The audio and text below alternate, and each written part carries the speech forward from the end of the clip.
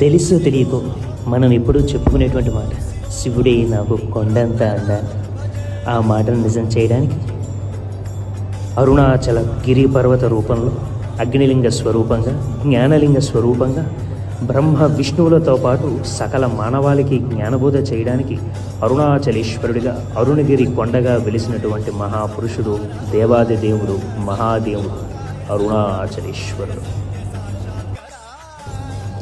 మానవ జీవన సాఫల్యానికి, ఈశ్వరుణ్ణి చేరుకోవడానికి జ్ఞానమే ప్రధానమైనటువంటి మార్గమని, ఆ జ్ఞానం యొక్క సారాంశమంతా మౌనములోనే ఉందని భగవాన్ రమణ మహర్షి ద్వారా ఈశ్వరుడు మనకు తెలిపే ప్రయత్నం చేశాడు.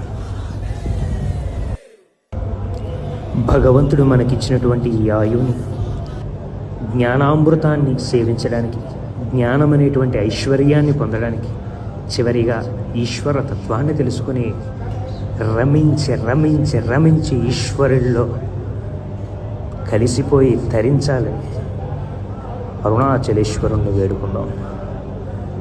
అరుణాచల అరుణాచల అరుణాచల అరుణాచల. ఓం అరుణాచలేశ్వరాయ నమః.